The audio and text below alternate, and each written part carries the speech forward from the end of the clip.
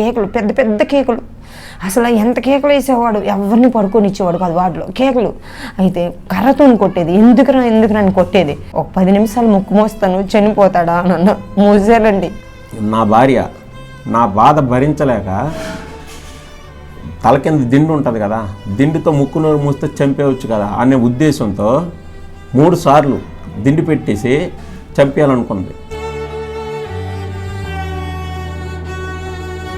Quarter sound ఎవరో చిన్నపిల్లలు ఏడిసినా సరే ఏదో దెయ్యం పెట్టినట్టు ఉందని ఆంజనేయ స్వామి మంత్రం చదివేసేవాడిని.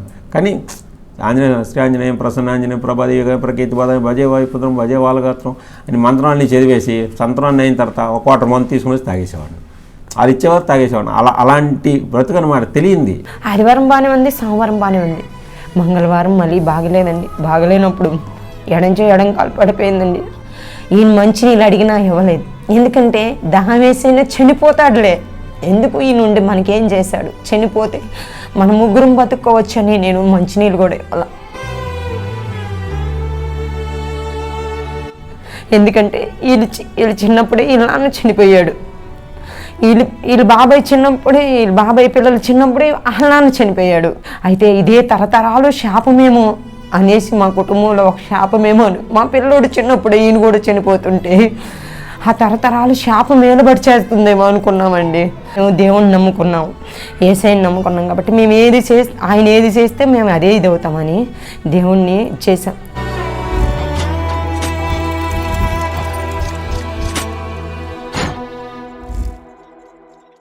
యేసుక్రీస్తు నామములో నా ఈ చిన్న సాక్ష్యాన్ని మీ అందరి మధ్య పంచుకోవడానికి నాకు ఈ కృపనిచ్చినందుకు దేవాతి దేవుడు కృతజ్ఞతాస్తుతులు చెల్లిస్తున్నాను. నా ఈ సాక్ష్యం నా జీవితంలో జరిగిన ఈ సంఘటన చూస్తున్న మీకు కూడా వందనాలు తెలియజేస్తున్నాను. ప్రభువుని ఎరక్కముందు నా పేరు దండా హనుమంతరావు. మాది శ్రీకాకుళం జిల్లా ఇచ్చర్ల మండలం బొంతలకోడూరు గ్రామం. మా కుటుంబీకులు మా పూర్వీకులు మొత్తం అన్ని జనులు, దేవుడిని అయితే ఎవరు అడగలేదు. మా గ్రామంలోనే ఒక 10 కుటుంబాల వారికి మాత్రమే తెలుసు యేసు ప్రభు అంటే. కానీ నాకు తెలిసేప్పుడు గ్రామంలో ఒక చిన్న చర్చి కూడా లేదన్నమాట. మాకు 3 మేనత్తలు, 2 మేనత్తల దగ్గర కూడా ఆడపిల్లలు ఉన్నారు. వాళ్ళు మా పిల్లల్ని చేసుకో అన్నారు. మా నాన్న తరపు, మా అమ్మ తరపున మేనమామ ఉన్నారు, వాళ్ళకు కూడా పాప ఉంది, వాళ్ళు చేసుకోమన్నారు. కానీ దేవుడు మా కృప ఏమో తెలియదు, కానీ అందరూ కొద్దిగా డబ్బున్న వాళ్ళే. కానీ ఈ ప్రాంతకు వచ్చిన మా అమ్మే అంది, వాళ్ళు చాలా పేదవాళ్ళకి ఎప్పుడైనా చేయాలా, నువ్వు డబ్బులు ఇచ్చినా ఇవ్వకపోయినా సరే ఆ అమ్మాయినే పెళ్లి చేసుకో అని ఆమె చెప్పింది. ఆమె కూడా మంచి డబ్బు ఆశగట్ట ఏం కాదు, మంచిది. అలాంటి ఆమె ద్వారా మాకు పెళ్ళయింది. నాకు పెళ్లి చేయడానికి మా తల్లి ఉంది కానీ తండ్రి లేదు కదా. హిందూ సాంప్రదాయంలో ఉన్నాం కాబట్టి 2 పీటల మీద కూర్చొని పెళ్లి చేయాలంటారు. అందుకోసం మా పెద్దబావ గారు చేశారులే, మా చెల్లి వాళ్ళ భర్త వాళ్ళు కూర్చొని నా పెళ్లి చేయించారు. వాళ్ళ గ్రామంలోనే చేయించారు. ఇలాగ అయిపోయింది. ఇంకా అందరం కలిపి ఇక్కడికి వచ్చేసాం, గుంటూరు మిల్లులో పనిచేయడానికి. నేను భయంకర విగ్రహారాధన, అయ్యప్ప మాళ్ళు, భవానీ మాళ్ళు అన్నీ చేసేవాడిని. కార్తీక మాసం మొత్తం చేసేవాడిని. మా అబ్బాయికి, ఇప్పుడు పుట్టిన అబ్బాయికి పుట్టుకొప్పు అరసుల్లో తీపించా. అక్షరాభ్యాసం బాసర తీసుకెళ్ళి అందరినీ తీసుకుని వెళ్ళి బాక్సర్లో అక్షరాభ్యాసం చేయించా. కానీ నాకు దేవుడు తెలియదు అప్పుడు. ఎవరో సపోజ్ క్వార్టర్ సౌండ్ ఎవరో చిన్నపిల్లలు ఏడిసినా సరే ఏదో దెయ్యం పెట్టినట్టు ఉందని ఆంజనేయ స్వామి మంత్రం చదివేసేవాడిని. శ్రీ ఆంజనేయం ప్రసన్నాంజనేయం ప్రభాదేవి ప్రకీర్తి బాధ భజే వాయుపుత్రం భజే వాలగాత్రం అని మంత్రాన్ని చదివేసి సంతరాన్ని అయిన తర్వాత ఒక క్వార్టర్ మంది తీసుకుని తాగేసేవాడిని. అది ఇచ్చేవారు తాగేసేవాడిని. అలాంటి బ్రతుకనమాట తెలియంది. 3,500 జీతం నుంచి 28,000 30,000 జీతం వరకు ఎదిగా. ఒక చిన్న అసిస్టెంట్ ఫిట్టర్ స్థాయి నుంచి ఒక ప్రొడక్షన్ మేనేజర్ స్థాయి వరకు ఎదిగా. దేవుడు ప్రణాళిక ఏమై ఉన్నదో, అందరూ చర్చికి రా అంటే చర్చికి నేను రాననేసేవాడిని. నా స్నేహితులు కొందరు చర్చికి వెళ్ళేవారు, నేను చర్చికి రాననేవాడిని. తర్వాత ఏం జరిగిందో ఏందో ఒకసారి ఒక వారం అందరూ ప్రోద్బలంతో వెళ్ళాం, తండ్రి సన్నిధి చర్చికి వెళ్ళాం. చిలకలూరుపేటలో ఒక ఆల్ నైట్ ప్రేయర్కి వెళ్ళాం. ఫస్ట్ ఆల్ నైట్ అంటే ప్రతి సెకండ్ సాటర్డే రోజు అక్కడ ఆల్ నైట్ అవుద్ది. నాకు తెలియదు, చర్చి ఏదో తెలియదు, పాస్టర్ ఎవరో తెలియదు, ఏం తెలియదు. అన్యులం వెళ్తే ఫస్ట్ వెళ్తేప్పుడు ఒక పుస్తకం ఇస్తారు. కొత్తగా వచ్చిన వాళ్ళకి సత్యదర్శనం అని ఒక పుస్తకం ఇస్తారు. మా అమ్మకి, నాకు, మా ఆవిడికి అందరికీ ఇచ్చారు. అంటే వీళ్ళకంటే చదువు రాదు, కొంచెం చదువు వచ్చి నేనైనా చదవాలిగా, నేను చదవలే. అందరం పెట్టుకున్నాం, వచ్చేసిన తర్వాత నెక్స్ట్ ఆల్ నైట్కి ఇంకెళ్తాం అనుకునేసరికి ఏం జరిగిందో తెలియదు. ఉన్న రూమ్లోనే బాత్రూంలోకి వెళ్ళి ఫిట్స్ వచ్చి పడిపోయాను. ఇంకా ఎవరూ లేపలేని పరిస్థితి. నాకు మరి ఏం జరుగుతుందో తెలియదు, ఏమైందో నాకు తెలియదు, ఎవరు తీసుకెళ్లారో తెలియదు. కళ్ళు తెరిచి చూస్తే గుంటూరు గవర్నమెంట్ హాస్పిటల్లో ఉన్నా. తర్వాత ఎన్ని రోజులు ఉన్నానో నాకు తెలియదండి. డాక్టర్లు కూడా చెప్పేశారు, ఆపరేషన్ చేయమంటే చేస్తుండగానే చనిపోవచ్చు, చేసాకైనా చనిపోవచ్చు అని చెప్పారు. ఈమె అన్నీ ఆలకించి అన్నీ చూసి చనిపోయి ఇప్పుడు డబ్బులు ఖర్చు పెడతాను వచ్చారు, చాలామంది వచ్చారు, డబ్బులు మేము పెడతామని. కానీ డబ్బులు పెట్టి బతికితే బాధలేదు, చనిపోయినట్టు చచ్చిపోతారు, మీ అప్పు తీర్చడానికి నేను చచ్చిపోవాలా అని ఒకటే మాట అనేసింది. వద్దు, మా రాత ఎలాగుంటే అలాగవుద్ది అనేసారు. ఈలోపు నా దగ్గర పనిచేసిన కుర్రాడు వచ్చి, అన్నయ్యకి ఇలాగ చనిపోయేటప్పుడు నమ్ముకుంటే చిలకరింపు బాప్టిజం ఇవ్వచ్చు అని చెప్పారు. సరే ఏదైతేనే ఉంది అని అక్కడ లెక్చరర్ గారు భాగ్యరాజు గారు అని ఆయనకి చెప్తే, ఆయన Chilakaluripet pastor fellowship association president దేవుని దయ్య గారు కొంతమందిని రాత్రి 11 గంటలప్పుడు తీసుకొని వచ్చారు. ఎవరెవరు వచ్చారో నాకు తెలియదులేండి, నేను లెగిసాక వీళ్ళు చెప్పిందే. యేసుక్రీస్తు నామములో మీ అందరికీ వందనాలు. మా దేవుడు చేసిన ప్రతి మేలుని బట్టి మీ ఎదుటి మేము చెప్పుకోవాల్సి ఉంది. ఎందుకంటే సాక్ష్యం ద్వారా అనేకుల మంది ఇదవుతారు. మేమైతే ఒక సాక్ష్యాలనే మేము రక్షించబడ్డాము. అయితే మేము ఫస్ట్గా అనిల్ కుటుంబం, మాది విగ్రహారాధన. మా సొంతూరు స్వగ్రామం శ్రీకాకుళం, మా స్వగ్రామం బొంతలకుడూరు. అయితే ఆ గ్రామాల నుంచి మేము వలసి బతకడానికి వచ్చాము. స్పిన్నింగ్లో పనిచేసినప్పుడు మేము తరచుగా ఇక్కడ 15 సంవత్సరాలు అయింది. చేసినప్పుడు బాగానే ఉన్నాం, బాగానే ఇదైపోయింది. మాకు ఒక నెలకి 50,000 45,000 వచ్చేది శాలరీ, బాగానే ఉండేది. ఆ అనారోగ్యాన్ని బట్టి దేవుణ్ణి మేము ఎరిగాను. ఎందుకంటే అనేకుల మంది అప్పుడు మాకు అన్నారు, అయ్యా చర్చికి రండి అంటే, ఏంది ఆ చర్చి అనేవాడు.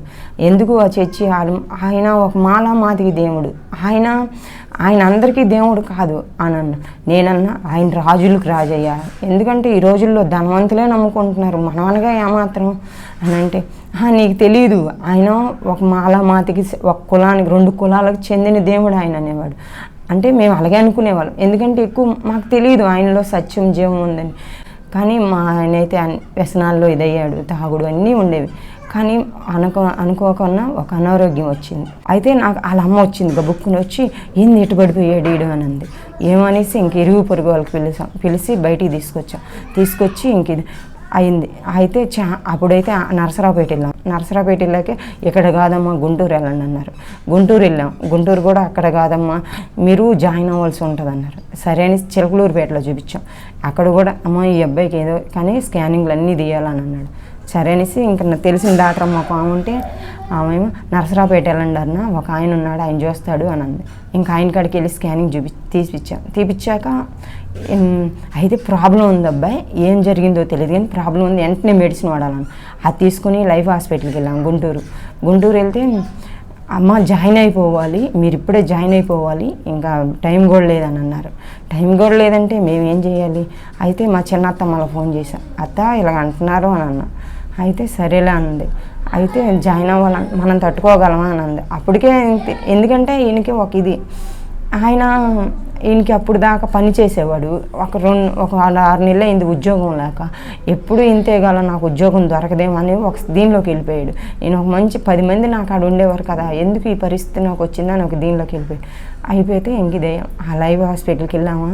లైవ్ హాస్పిటల్కి వెళ్ళినప్పుడు ఆయన రోజుకు 10,000 కట్టమన్నాడు. అక్కడ ఉన్న వాళ్ళు అన్నారు, అమ్మ మీలాంటి వాళ్ళు తట్టుకోలేరు, ఇంక వెళ్ళిపోండి అమ్మా, ఇక్కడ ఉండబాకండి, ఆయన 10 అంటాడు కానీ ఇంక చాలా ఎక్కువ వేస్తాడమ్మా అని అన్నారు. సరే అనేసి వచ్చాక మా ఎత్తతో అన్న, అయితే దేవుణ్ణి నమ్ముకుంటే తగ్గిద్దంట, ఒకసారి చర్చికి వెళ్దామా అని అడిగా.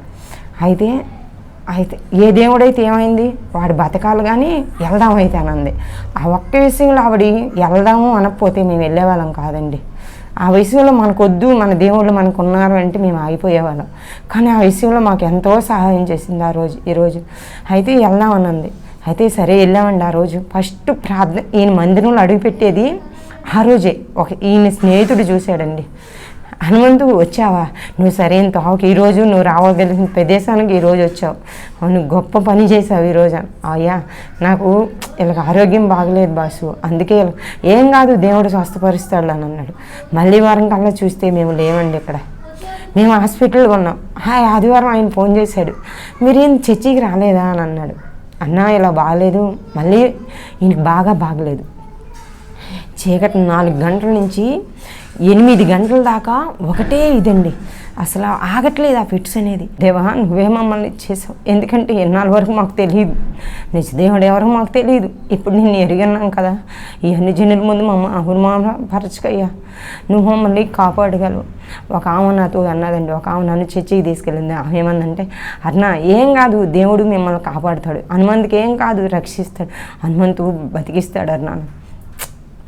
ఏమండి మీరు అట్ట అనుభవండి, ఆయన నాకు మేలు చేసిందల్లా ఏందనుకో. నాకు అప్పుడు దేవుడు భయం లేదు కదా, దేవుడు అంటే తెలియదు, నన్ను భయం లేని ప్రజల్లో బతికాను కదా.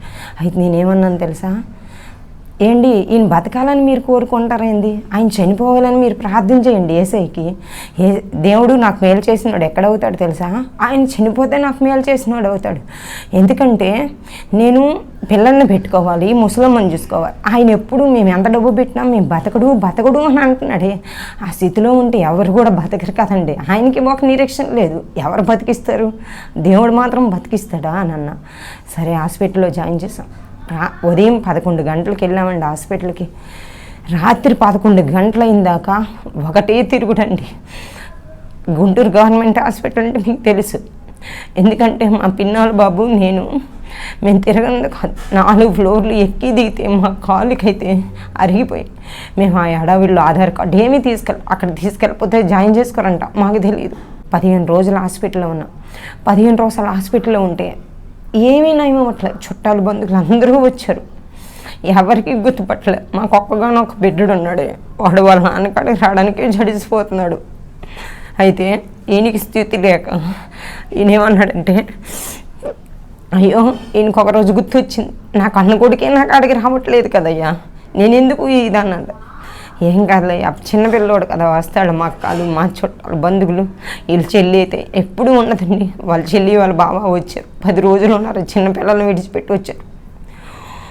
వాటర్ బాటిల్ మూతలో నీళ్ళు పోస్తే ఆయన ముఖం మీద ఊసాడండి, మతి స్థిమితం లేక ముఖం మీద ఊసాడు. ఆయన ఏమల్లా తుడుచుకొని పోయాడు. ఒకరోజు అన్నాడు ఇలాగ, అయితే అరుణా నా వల్లే కదా ఈ సంబంధం అయింది, ఎక్కడైనా మీకు బాధ పెట్టుంటే దయతో క్షమించండి అమ్మా, ఇలాగ అవుతుంది అనుకోలేదు. అదేందండి మా బంధువులు కాబట్టి మీరు ఇలాగే చేశారు, మా రాత ఎలాగుంటే అలాగవుద్ది, ఎవరు ఏది అవ్వలేదు కదా అన్నాడు. అయితే వీళ్ళ మామయ్య వైజాగ్ పెళ్ళికి వెళ్ళాడు, వీళ్ళ మామయ్య హైదరాబాద్లో ఉంటాడు, పెళ్ళికి వెళ్ళాడు. అయితే మేనల్లుడు బాగలేదని కానీ చెప్పగానే వచ్చి అరుణా ఎక్కడైనా బయట చూపిస్తామని అన్నాడు. చూపించాం, ఆ రిపోర్ట్లన్నీ బయటికి తీసుకెళ్ళి చూపిస్తే ఆపరేషన్ పడిద్దమ్మా అని అన్నాడు. ఆపరేషన్ పడిద్దంటే మా బాబాయ్ అయితే 3 లక్షలైనా పెడతామన్నాడు. అయితే మేమన్నా, బాబాయ్ నువ్వు 3 లక్షలు పెడతావు, బతుకుతాడా? బతకడు అంటున్నారు కదా, ఎందుకు నువ్వు 3 లక్షలు పెట్టేది? ఆయన మెడికల్లో చేస్తాడండి, మెడికల్లో చేస్తే బాబాయ్ నీకు తెలుసు కదా, నీకు మెడికల్లో చేస్తావు కదా, ఏది నీ ఇండక్షన్ ఇస్తే చనిపోతానంట, ఆ ఇండక్షన్ ఇప్పిద్దామా బాబాయ్, ఇప్పిద్దామా అని అన్నా. ఎందుకు 4 గంటలు ఏంది బాబాయ్ చూస్తున్నావు కదా ఎన్ని రోజుల నుంచి అని అన్న. అరుణ ఒకసారి ఆలోచిద్దాం అని అన్న. అయితే మళ్ళీ మా బాబాయ్ వెళ్ళిపోయి మళ్ళీ వచ్చాడు. మళ్ళీ సీరియస్గా ఉంది బాబాయ్, వెళ్ళిపోదానుకుంటున్నాను, ఏం చేయాలో అర్థం కావట్లేదు బాబాయ్, రా బాబాయ్ ఒకసారి అంటే వచ్చాడు. మా అన్నయ్యల కన్నా మా బాబాయ్ మమ్మల్ని బాగా చూసుకుంటాడు. అయితే ఒక తండ్రిగా ఈయనకున్నాడు. అయితే మళ్ళీ అన్న, బాబాయ్ అయితే నన్ను అడిగాడు, ఏం చేయాలనుకుంటున్నావు నువ్వు ముందు చెప్పు అమ్మాయి అని అన్నాడు.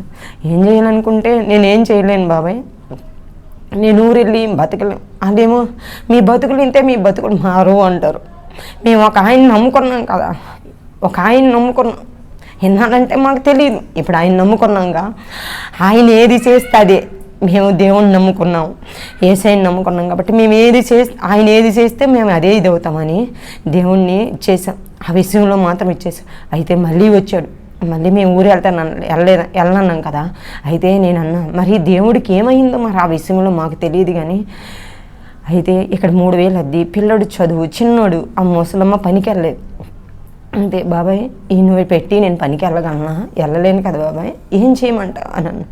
అన్నా నీకు నెలకి నేను డబ్బులు పంపిస్తాను, నువ్వు ఊరు వెళ్ళిపో, సొంత ఊరు ఉంది కదా అక్కడికి వెళ్ళిపోను, నువ్వు ఊరు వెళ్ళిపో, నేను ఎంతో ఒక పంపిస్తాను డబ్బులు, నువ్వు వెళ్ళిపోను. సరే నేను ఇస్తాను. అయితే వచ్చేసాం. అంతకుముందు మళ్ళీ హాస్పిటల్లో ఏం జరిగిందంటే, వీళ్ళ చెల్లి ఉందండి, ఎవరిని కొట్టేవాడు కాదండి, ఎవరిని దూషించేవాడు కాదు, నన్ను ఒక్కరిదాన్ని కొట్టేవాడండి. పిచ్చిదై తిరుగుతుంది. రాత్రుల్లో ఈయనకాడ ఒక్కలే ఉండిస్తారు, ఎవరు నీరు. అయితే ఈయనకాడ కాపలా ఉండేదాన్ని, వాళ్ళు పడుకోనీరండి. అయితే పాతవాడిలో పడుకోనీరు, అస్సలు పడుకోనీరు. అయితే ఒక్కరిదాన్ని ఉండేది. పగలేమో నిద్ర, అసలు ఎటు తిరగాలో తెలియదు. అయితే పిచ్చినాళ్ళగా దుప్పటి పట్టుకొని ఏ చెట్టు కిందకు పోయేదాన్ని. ఎవరైనా వచ్చి 1 గంట ఉన్నారనుకో చుట్టాలు, వాళ్ళు ఉండమని మా తెలిసిన ఉంటే, అక్క మీరు 1 గంట ఉండండి, నేను 1 గంట రెస్ట్ తీసుకొని వస్తానని వెళ్ళిపోయేదాన్ని. ఆ పరిస్థితిలో వీళ్ళు చెల్లి వచ్చింది. అందరూ పగలు ఉండేవారండి, నైట్కి ఎవరు ఉండేవారు కాదు. నైట్కి నేను ఒక్కరిదాన్ని ఉండేదాన్ని. అయితే ఒక ఆమె దేవుడిని నమ్ముకుని బెడ్ ఉంది, ఎదురుగే బెడ్ మీద. ఆమెను ఎప్పుడు అనేవాడు, ఏమో సైతాన్ మనిషి, ఏమో సైతాను, ఏమో ఇక్కడ ఉండొద్దు అని అంటే ఆమె అసలు ఏం ఫీల్ అయ్యేది కాదు. అసలు ఆమె నిజంగా ఏం ఫీల్ అయ్యేది, అమ్మా ఈ బిడ్డడికి ఏం కాదమ్మా, ఓ మందిరంలో కట్టి పడిస్తే దేవుడు స్వస్థపరుస్తాడమ్మా అన్నది. ఏ మందిరంలో పడేయమంటావంటే మాకు తెలియదు, మేము దేవుడినాం. అయినా ఒకే వారం వెళ్ళాం కదా, మాకు చిచ్చి ఎలా ఉంటుందో నాకైతే తెలిసి వీళ్ళకి తెలియదు. అయితే ఎక్కడ పడేయమంటావా అంటే, ఎలాంటి వాళ్ళని పడేసినేస్తారా, ఊరుకుంటారా అని అనేదాన్ని. అదేందమ్మా, ఏం కాదు, దేవుడు బాగు చేస్తాడు, ఈ బిడ్డడికి ఏం కాదు, బాగు చేస్తాడు అన్న. ఏమో అమ్మా, మేమైతే నాకు తెలియదు కదా, నేను అప్పుడు ఏమనుకునేదాన్ని, కాకాని తోట ఉంది కదా, అయ్యా నీకు ఒక 7 వారాలు వస్తానయ్యా, నా భర్తని స్వస్థపరిస్తే నీ సన్నిధికి అంటే నేను విగ్రహారాధనలో నుంచి వెళ్ళాను కదా, అలా మొక్కకూడదని కూడా నాకు తెలియదు. అయితే 7 వారాలు వస్తాను దేవా, అయ్యా నా భర్తకి స్వస్థపరిచేయాలని. ఒక సమయంలో నా భర్త వేదన తట్టుకోలేక, ఎందుకు అనుకోండి, సూది పెడితే సూది తీసుకునేవాడు. ఆ బెడ్ అంతా రక్తమే, ఆ బెడ్ షీట్ అంతా రక్తమే. ఆ నర్సులు ఏమో తిట్టేవారు, ఏందమ్మా ఎట్ట చేస్తున్నాడు అనేసి. చేతులు కాలు కట్టేసేవాళ్ళని తాళ్ళతో. కట్టిస్తే ఏమనేవాడు తెలుసా, అవన్నీ ఇప్పేసి ఎవరికి కట్టారు అని అనేవాడు. ఎదురుగా రైల్వే స్టేషన్ ఉంది కదా, నేను అక్కడ దూకి వెళ్తాను, నేను పడిపోతాను, నేను చనిపోతాను, ఈ కట్లు ఇప్పేయండి, నేను చనిపోతానంటే ఇంకా తట్టుకోలేక కట్టేశామండి. ఒక సమయంలో మా అక్కలు మరిది కూడా ఇక్కడే గుంటూరులో పని చేస్తుంటే, ఆయనేమో పగలల్లా హోటల్ కాడ ఉండేవాడండి. నైటు నేను ఒక్కరిదాన్ని పడుకోవడానికి వచ్చేవాడు తోడు, ఏదైనా అవసరం ఉంటుంది కదన్నా, నేను చీకటిని 4 గంటలు లేచి వెళ్ళిపోతాలే అని అనేవాడు. సరేలే బాబా వాళ్ళకైతే రాండి అనేసేదాన్ని అని వచ్చేవాడు. ఆయన ఉన్నప్పుడే కొట్టేవాడండి, ఎవరున్నా కొట్టేవాడు, ఆయనకి తెలియక కొట్టేవాడు. ఒకరోజు అయితే వాళ్ళ చెల్లి ఉన్నప్పుడు ఏమన్నాను తెలుసా, అయ్యమా ఒక 10 నిమిషాలు ముక్కు మూస్తే చనిపోతాడా అని. చనిపోతా. ఆయమ్మ కూడా ఇసుకొచ్చిందండి, కర్రతో కొట్టేది, కేకలు పెద్ద పెద్ద కేకలు. అసలు ఎంత కేకలు వేసేవాడు, ఎవరిని పడుకొని ఇచ్చేవాడు కాదు వాటిలో కేకలు. అయితే కర్రతో కొట్టేది, ఎందుకురా అని కొట్టేది. ఆయన ఆయమ ఒక 10 నిమిషాలు ముక్కు మోస్తాను చనిపోతాడా అని అన్న. మూసే ఎందుకయ్యా మమ్మల్ని దీనిగా ఇచ్చేస్తున్నావు అని మూస్తే, దేవుడు మహాకృపను బట్టి ఆ 10 నిమిషాలు మూసిన అప్పుడు ఏసయ్యా అని అన్నాడండి. తెలుసా, మా అక్క అయితే మా చిన్నత్తమ్మ వచ్చింది హాస్పిటల్కి వచ్చి మా చిన్నత్తమ్మకు ఒకటే చెప్పాడు, ఏమంటే నేను చనిపోయాను. మా అక్కకి చెప్పా, అక్క నేను ఈరోజు ఇంటికి వెళ్తా, ఇలాగ ఈ బిల్లలు ఇయ్యు, పిల్లోడిని చూసుకొని నేను రేపు పొద్దున్నకే వస్తానంటే, సరేనన్నా ఈ నైట్ నేను ఉంటాను, నువ్వు వెళ్ళాను. బిల్లలు వేసి అక్కడ పెట్టాను. తర్వాత ఇంటికి ఇలా ఫోన్ చేస్తే, అక్క ఇడ్లీ పెట్టావా, బిల్లలు వేసావా బావకని అంటే, వేసానమ్మా అని అంది. వేసానన్నాక ఆమె ఏమందంటే, అయితే అన్న ఒక మాట అన్నాడు, ఎప్పుడు అనలేదు కదా హనుమంతు, ఈరోజు ఒక మాట అన్నాడు ఏమన్నాడు అక్క అని అన్నాడు. అంటే నేను బయట వరకు చనిపోయానమ్మా, నేను చనిపోయాను చిన్నమ్మా, నన్ను గేట్లోన చేతులు చాచి వేసేయా, నాకు ఆయన 2 చేతులు చాచి రాబిడ్డ అని పిలిచాడు అని అన్నాడు. అయితే నేను చూశాను చిన్నమ్మ, ఏసయ్యని నేను చూశాను అని అన్నాడు. ఆ మతిలేని స్థితిలో కూడా దేవుడు ఆయన్ని చూశాడు. ఆ మతిలేని స్థితిలో కూడా ఎవరి గురించి చెప్పలేదు, ఏసయ్య గురించి చెప్పాడండి. నేను ఏసయ్య నన్ను గేట్లలో పిలిచి 2 చేతులు చాచి పిలిచాడు, ఏసయ్య నన్ను రమ్మంటున్నాడు అని అన్నాడండి. అయితే మా అక్క మాట అనేసి మా అక్క అప్పుడు దేవుడిని నమ్ముకుంది. దేవుడు ఇప్పుడైనా దేవుడిని ఎరిగావు కదా, దేవుడు నేను బాగుపరుస్తాడు, ఏం కాదు దేవుడు నీకు స్వస్థపరుస్తాడని మేము అందిన వాళ్ళందరికీ ఫోన్ చేసి చెప్పామండి. తెలిసిన వాళ్ళందరికీ ప్రతి ఒక్కరికి, అయ్యో ఎవరైనా మీరు ఇదే చర్చికెళ్తారా, మీరు మా గురించి ప్రార్థన చేయండి, మేము దేవుణ్ణి నమ్ముకున్నాం, మాకు తెలియదు కదా, అప్పుడే కొత్తగా కదా, మేము దేవుణ్ణి నమ్ముకున్నాం, మా భర్త పరిస్థితి ఇలా ఉంది అని చెప్పాం. ఎందుకంటే మేము ఎన్నో పూజలు చేసామండి, మేము ఎన్నో విగ్రహాలు చేసాం. మేము బతకాల్లో ఉన్నప్పుడు ఎవరు మమ్మల్ని నడిపించలేదు. నా భర్తకు అనారోగ్యం వచ్చినప్పుడు ఎవరు మమ్మల్ని ఆదరించలేదు.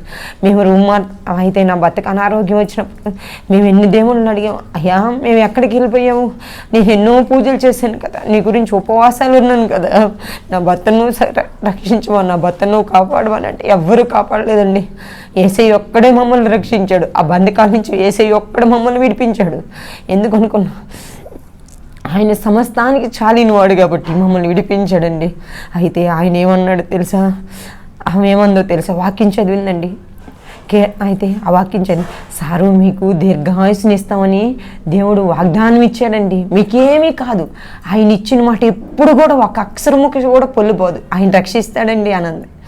సరేలా అండి, సరే మీరు ఇచ్చారు కదా, మేము మాకు తెలియదు కదా అన్న, ఈ వాక్యం పట్టుకొని ప్రార్థన చేయి, అయ్యా నువ్వు వాగ్దానం ఇచ్చావు కదా దీర్ఘాయుస్సుని ఇస్తామని నీ బిడ్డడికి, ఆ వాక్యం పెట్టి ప్రార్థించే, దేవుడే స్వస్థపరుస్తాడు, దేవుడే నయం చేస్తాడంటే ఇంకా రోజు రోజుకి ఇంకా దీనస్థితిలోకి వెళ్ళిపోతున్నామే కానీ ఏమీ ఇదవ్వట్లేదండి. మా ఊరి నుంచి ఫోన్లు, మీరు దేవుణ్ణి నమ్ముకున్నారంట కదా. అవునత్త నమ్ముకున్నాం. ఎందుకు దేవుడైనా బాగు చేస్తాడని నమ్ముకున్నాం. సరేలే ఏదో ఒక దేవుడు ఆడు బాగుపడితే చాలు అని అన్నారు. వాళ్ళు కూడా అభ్యంతరం పెట్టలేదు. అయితే వాళ్ళు ఆడు బాగుపడితే చాలు అనేసి అన్నారు. అవునత్త వాడు నమ్ముకున్నాం దేవుణ్ణి అని అన్నాం. అయితే ఇంక ఊర్లో వాళ్ళందరూ వచ్చారండి, మా మామయ్యలు, మా చిన్న మామయ్యలు, మా అన్నయ్యలు అందరూ వచ్చి ఏడుస్తున్నారు. ఎందుకంటే వీళ్ళు చిన్నప్పుడే వీళ్ళ నాన్న చనిపోయాడు. వీళ్ళ బాబాయ్ చిన్నప్పుడే, వీళ్ళ బాబాయ్ పిల్లలు చిన్నప్పుడే వాళ్ళ నాన్న చనిపోయాడు. వాళ్ళ బాబాయ్ ఎవరూ కాదు, ఆ అక్క కూడా మా చిన్నమ్మ కూతురే, వీళ్ళ బాబాయ్కి ఇచ్చింది కూడా మా చిన్నమ్మ కూతురే. అయితే ఇదే తరతరాలు శాపమేమో అనేసి మా కుటుంబంలో ఒక శాపమేమో అని, మా పిల్లోడు చిన్నప్పుడే ఈయన కూడా చనిపోతుంటే ఆ తరతరాలు శాపం ఏలుబడి చేస్తుందేమో అనుకున్నామండి. ఏలుబడి చేస్తుందని అందరూ అనుకున్నారు. అదే అనుకున్నాం. డాక్టర్లు కూడా రిపోర్ట్ ఇచ్చేశారు, అమ్మా బతుకుడు ఉన్నన్నాళ్ళు కొద్ది దీనిగా చూసుకోవాలని అన్నారు. ఏం చేస్తాం, ఇంకెళ్ళాం. అయితే ఊరెళ్ళిన దాకా బాగానే ఉందండి పరిస్థితి. ఊరెళ్ళాక వచ్చిందండి మాకు ఇంకా అప్పుడు ఉంది తిప్పలు. ఎందుకంటే ఈయన హాస్పిటల్లో ఉన్నా మాకు తిప్పలేదు. ఎందుకంటే ఈయన నడుస్తున్నాడు, లెగుస్తున్నాడు, ఈ పని మేము ఎక్కడికైనా తీసుకెళ్తున్నాం. కానీ మేము ఊరెళ్ళాక మా పరిస్థితి అయ్యిందండి. ఎందుకని మేము ఒకరైతే ఊరెళ్ళిపోతే ఏంటి నా ప్రయాణం ఎంత గట్టిదో తెలుసా, ఈయన మంచినీళ్ళు అడిగినా ఇవ్వలేదు. ఎందుకంటే దాహం వేసైనా చనిపోతాడులే, ఎందుకు ఈయన ఉండి మనకేం చేశాడు, చనిపోతే మన ముగ్గురం బతుక్కోవచ్చని నేను మంచినీళ్ళు కూడా ఇవ్వాల. అయితే ఊరెళ్ళాం, మంచినీళ్ళు అంటున్నాడు, అయినా ఇవ్వలేదండి. ఈయన కేకలేస్తాడని ఇక్కడే బయలుదేరినప్పుడు ఒక నిద్ర మాత్రం వేసేసాం, ఒక మత్తు బిళ్ళ వేసేసాం, బస్సులో అల్లరి పెట్టకూడదని.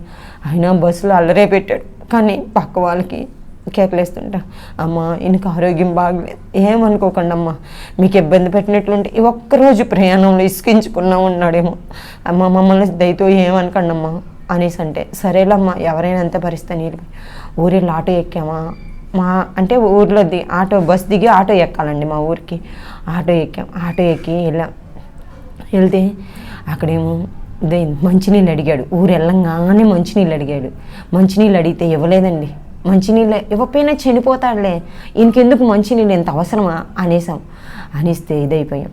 అయితే ఊర్లో అందరూ వచ్చారు. అందరూ వస్తే ఆ మత్తు బిళ్ళ ఎప్పుడు పనిచేసిందో తెలుసా, ఏమో ఎట్టయిందో కానీ మేము ఇంటికి వెళ్ళాము, మొహం కొడుక్కున్నాడు, ఇంకంతే పడిపోయాడండి.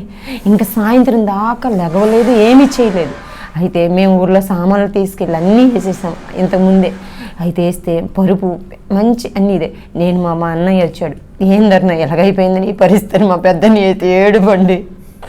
అయితే ఏడుపు కళ్ళారా చూశారు కదా, మేము చిన్నప్పుడు వాళ్ళ చేతుల మీద పెరిగాను, వాళ్ళ ముందే నా జీవితం వెలుగైపోతుందండి. వాళ్ళు ఎంతో బాధపడ్డారండి. బాధపడి ఎంతో ఇదయ్యారు.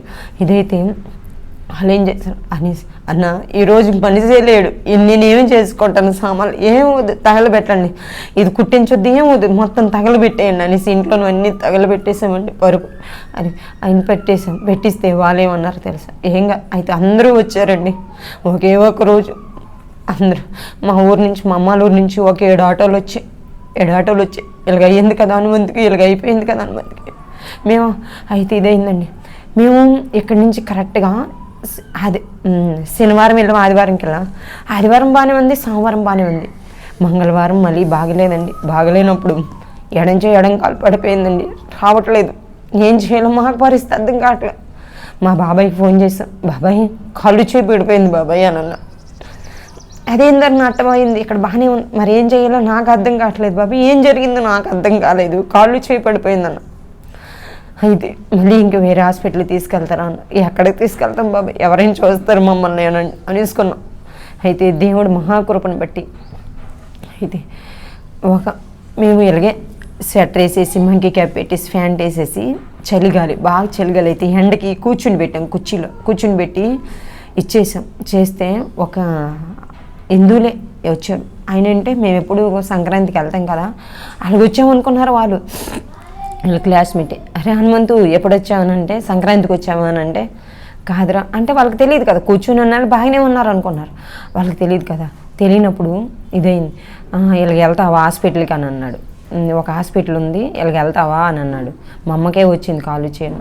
మేమే దాదాపు 1,00,000 రూపాయల దాకా అయ్యిందిరా మా అమ్మకేని, నీకు అయ్యిద్ది ఏం కాదు జాయిన్ అవ్వమంటాడు, అవుతావా అని అన్నాడు. సరేలే మేము అవన్నీ అయ్యే పరిస్థితి కాదులే, లేదు మా కాడ ఉన్నవన్నీ ఎక్కడైతే తిప్పాం కదా ఇంకా అవ్వదని అనేసుకున్నాం. అయితే మా ఊర్లో ఒక సెమీ క్రిస్మస్ పెట్టారండి. మాకు సెమీ క్రిస్మస్ అంటే తెలియదు, తెలుసులే కానీ అలా ప్రార్థన పెడతారు, అందరూ వస్తారు, డ్యాన్సులు వేస్తారని మాకు వాకింగ్ చెప్తారని మాకు తెలియదు. అయితే సెమీ క్రిస్మస్ అయింది. సెమీ క్రిస్మస్ అయినప్పుడు మా పెద్దమ్మలు ఉన్నారు, వాళ్ళు దేవుణ్ణి నమ్ముకున్నారు. మా పెద్దమ్మలు ఊరిలో మేము ఊరు వెళ్ళినప్పుడు వీళ్ళు బాబాయ్ కూతుర్ని ఇచ్చాం. ఆ అమ్మాయికి ఒక అమ్మాయి పుట్టింది. వాళ్ళేమో మళ్ళీ గుంటూరు వస్తున్నారు. ఏంది పెద్దమ్మ మీరు ఒక్కలే ఉన్నారని మేము ఎక్కడికి వచ్చాం, దేవుణ్ణి నమ్ముకున్నాం, మీరు కూడా ఊరు వెళ్తున్నారా, మాకు ఎవరు తోడలేరు కదా అనుకున్నాం. అయితే దేవుడైతే మమ్మల్ని ఎక్కడ ఎడవలేదండి. ఎందుకు అనుకున్నాం, మేము ఆ రాత్రి మీద పడుకున్నామే, రాత్రి మీద పడుకుంటే దురాత్మలు వచ్చి మా ఇంటి ముందు అనేక అరుస్తున్నాయండి. దురాత్మ సమూహాలు వచ్చి అనేక మంది అరుస్తుంటే దేవుడు తన దుడ్డి కర్రతో ఎల్లగొట్టాడండి. ఎందుకంటే మేము పడుకునిపోయాం, ఆ శబ్దం మా ఎత్తకినబడిందండి. మా అత్తమ్మ అంటుంది, రే దేవుడు దుడ్డి కర్రతో ఎల్లగొడుతున్నాడు, మనిషి వెలుగుగా ఉన్నాడు, కర్రతో కొడుతున్నాడు. అవన్నీ పోయాం. మన ఇంటి ముందైతే ఎంత దుష్టుడు దురాత్మలు వచ్చి బౌమని అరుస్తున్నాయి అంటే ఇన్ని తీసుకెళ్ళిపోవడానికి. కానీ నేను అనుకున్నాను ఇన్ని చనిపోతే మంచిది కదా అనుకున్నాను. కానీ నాకు తెలియదు కదా మగోడు చనిపోతే బతకలేము ఈ లోకంలోని. కానీ దేవుడు ఒక తండ్రిలా నాకు ఉండి ఆలోచించి ఉన్నాడు. ఒక తండ్రి నా కన్న తండ్రి అయినంత ఆలోచించడేమో. ఎందుకంటే మేమున్న పరిస్థితి అది, మేమున్న స్థితి అది. మేము ఒక పనికి మాలిన స్థితిలో ఉంటే, నరకం ఊబిలోకి లాగుతుంటే దేవుడు మహాకృపను బట్టి మమ్మల్ని రక్షించుకున్నాడు. ఈరోజు అనేక మంది ఉన్నారు కదా. ఈరోజు నిజంగా ఈరోజు కూడా మేము అదేమంటే తెలుసా, ఈ రోజుల్లో ఏది శాశ్వతం కాదు. ఈరోజు ఆ రక్షణ ఎవరికి ఇస్తాడో తెలుసా, ఆయన కలిగిన బిడ్డలకి. అది కూడా కొంతమందికి, అందరికీ పిలుస్తున్నాడు కానీ కొంతమంది వినియోగించుకుంటున్నారు. కానీ అందరూ రావాలని ఆయన ఆశపడుతున్నాడు. కానీ ప్రతి ఒక్కటి జ్ఞాపకం చేసుకోండి అని మమ్మల్ని అంటున్నాడు. ఎందుకు అనుకున్నా, ఆ రోజు మరణ పడకల్లో చిలకరింపు బాప్తీసం ఇప్పించామండి. ఆ చిలకరింపు బాప్తీసం ఇచ్చాడని కూడా ఈయనకి తెలియదు. కానీ ఆ బాప్తీసం ఇవ్వచ్చని కూడా మాకు తెలియదు. ఒక చర్చికి వెళ్ళి తీసుకెళ్ళామా చిలకరింపు బాప్తీసం ఇవ్వాలా అన్నది. అయితే ఆయన చాలా ప్రయాసపడ్డాడండి. ఒకరు ఇచ్చలేరు. ఆయన వచ్చేదే 7ంటికి, ఎక్కడి నుంచి 3 గంటలు జర్నీ. కానీ వచ్చాడు. మా అన్నయ్యలు ఎవరు రారండి, చుట్టాలు బంధువులు పగలు వస్తున్నారు వెళ్ళిపోతున్నారు. కానీ ఆ రాత్రి కూడా దేవుడు ఆయనతో మాట్లాడాడు. హనుమంతు ఈ హాస్పిటల్ మారిస్తే బాగవుతాడన్నా అని అన్నాడు. అన్న మేమేం చేయలేమన్నా, మేము ఇంకెక్కడికి తిప్పలేము. నేను దేవుణ్ణి నమ్ముకున్నా. ఇవి నేను ప్రతి విషయంలో ఆయన మీదే భారం వేస్తున్నాను. కానీ నేను ఎక్కడికి తీసుకెళ్ళడానికి కూడా నేను ఇష్టపడడం లేదు. ఎందుకు ఆయన నమ్ముకున్నాం అని అంటున్నానే కానీ ఇంకెక్కడికి కూడా నాకు మనసు లేదు. కానీ నాకు ప్రార్థన అంటే ఏమో తెలియదు. అయితే మమ్మల్ని తీసుకెళ్ళామన్నది. అన్నా ఏమీ లేదు ప్రార్థన అంటే, ఒక్కటే మాట, అయ్యా పక్షవాతం గల రోగిని 33.5 సంవత్సరాలు కోనేటి వద్ద ఉంటే బతికించావు కదా, నా బతికి ఎన్ని సంవత్సరాలు ప్రభా, అయ్యా నువ్వు బతికించగలవు, నువ్వు స్వస్థపరచగలవు అనేసి ఆ ఒక్క మాటేనండి. అయితే మేము మహాకృప ఈ స్నేహితుడు వచ్చి అన్నాడు కదా, వేరే హాస్పిటల్కి తీసుకెళ్తే బతుకుతాడని. ఆ హాస్పిటల్కి తీసుకెళ్ళాం. ఆయన కాడ ఓపీ దొరకాలన్నా చీకటి 3 గంటలకు వెళ్ళాలంట. చలికాలం ఎవరు వెళ్తారు? మళ్ళీ 3 గంటలకు వెళ్ళైనా 50 ఓపీలే చూస్తాడు, ఇంకెక్కువ చూడు. 6 గంటల లోపు అయిపోతాయంట. మాకేమో పల్లెటూరు అండి. పల్లెటూరు అయితే ఆ పల్లెటూరులో మమ్మల్ని ఎవరు వెళ్ళాలన్నా ఎవరు సాయం చేయాలన్నా చేయరు. ఎందుకంటే వాళ్ళకి ఏం వచ్చింది, వాళ్ళు చేస్తే మనకేం వచ్చింది, మనకెందుకు వాళ్ళ తిప్పలు వాళ్ళు పడతారులే అనేసి అనుకుంటారు. కానీ ఆ పరిస్థితిలో మా బంధువులు అందరూ ఉన్నారు, కానీ ఒక్కరు కూడా అనలేదండి ఓపి తెస్తామని. కానీ నేను ఒక్కటే ప్రార్థన చేసుకున్నా, అయ్యా నీకు అసాధ్యమైంది ఏదైనా ఉందా, నీకు లేదు కదా, నిన్ను నమ్మి ఉన్నాను, ఎన్ని జనుల ముందు మమ్మల్ని సిగ్గుపరచబాకు, ఎన్ని జనుల ముందు మమ్మల్ని తల ఎత్తే దేవుడు, ఇన్ని మమ్మల్ని వల్ల నువ్వు ఎక్కడా దూషింపబడకూడదు అయ్యా, సహాయం నువ్వు దయచేయమని అంటే అనుకోని రీతిగా ఆ ఓపీ మాకు వచ్చిందండి. ఓపీ మాకు వచ్చి ఇచ్చేసామండి. వెళ్ళినప్పుడు డాక్టర్ ఆశ్చర్యపడిపోయాడు నిజంగా. అసలు అన్ని టెస్టులు చేశాడు, దాన్ని ఇక్కడ ఉన్నవి అక్కడ ఉన్నాయని వచ్చాయి. అయితే ఇదైందండి. అయితే అప్పటికి 5 రోజులకు మెడిసిన్ ఇచ్చాడు. కాలు చేయి పడిపోయింది కదా, 5 రోజులు మెడిసిన్ ఇస్తే 6 మాత్రలు రోజుకి వేయాలంటే మేము కేవలం 2 వేసేవాళ్ళమండి. అయ్యా మాకు అడుగున్న డబ్బులు ఇవి, నువ్వు స్వస్థపరచగలవు, నీకు అసాధ్యమైనది ఏదీ లేదని మేము ప్రార్థన చేసినప్పుడు 5 రోజులకు చిన్నగా నడుచుకొని వెళ్ళాడండి. అయితే డాక్టరే ఆశ్చర్యపడిపోయాడు, మీరు దీంట్లో ఏదో జరిగింది, ఎట్ట మీరు నడుచుకొని వచ్చారని. నేను అనుకున్నా, దేవా నువ్వే మమ్మల్ని ఈ కార్యం చేసావని అనుకున్నామయ్యా అనేసి ఇంక ఊరికి వచ్చాం. చాలామంది ఊర్లో అయితే, మా ఊర్లో పొలం పనులకి వెళ్తారు కదా, అందరూ అన్ని జనులు అయితే ఆశ్చర్యపడిపోతున్నారు. అయ్యో హనుమంతు చనిపోతాడని మన ఊరు తీసుకొచ్చాడు, ఈరోజు నడుచుకుని వస్తున్నాడు, బల్లొగ్గుతున్నాడని చాలామంది దేవుడు అయితే మహిమపరిచాడండి. ఒక ఆమె అయితే విగ్రహారాధన కుటుంబం, వాళ్ళకి ఇచ్చే వాళ్ళమన్నీ ఉన్నాయి, చాలా సంపన్నులు. అయితే ఆమె ఏమని తెలుసా, అయ్యా మీ దేవుడు గొప్పవాడు, మీ దేవుడు బలవంతుడు, ఎందుకు నిన్ను చనిపోతారని తీసుకొచ్చారు కదా, ఈరోజు నువ్వు సజీవుల లెక్కలో నడుస్తున్నావని అంటే, అవును నాకే కాదు అందరికీ దేవుడే అని చెప్పి ఉన్నాడు.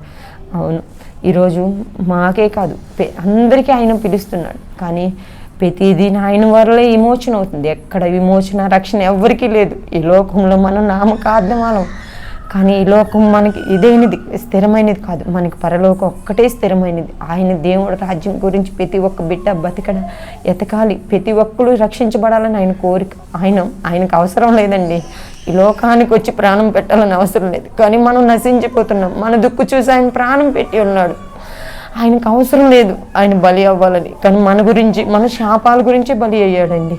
ఈ చిన్న సాక్ష్యం దేవుడు దీవించిన కాక ఆమె. ఇప్పటి నుంచి కూడా దేవుడు ఇంకెక్కడా విడిచిపెట్టలేదు మమ్మల్ని. ప్రతి విషయంలో మేము మనుషుల మీద ఆధారపడి ఎన్నోసార్లు మోసపోయాం, కృంగదీయం. మనుషులు నమ్మిస్తారు, మోసం చేస్తారు, కానీ దేవుడిని నమ్మితే మాత్రం మోసం అయితే చేయడు. నా పద్ధతి ఏంటంటే ఇక బ్రతికినంతకాలం దేవుడి కోసం బ్రతకాలి. నా జీవితంలో చేసిన సాక్ష్యాన్ని క్రైస్తవుల మధ్య కాదు అన్ని జనుల మధ్యలో చెప్పి అనేక ఆత్మలను ఆయన చెంతకు నడిపించాలని మాదొక అభిప్రాయం అన్నమాట.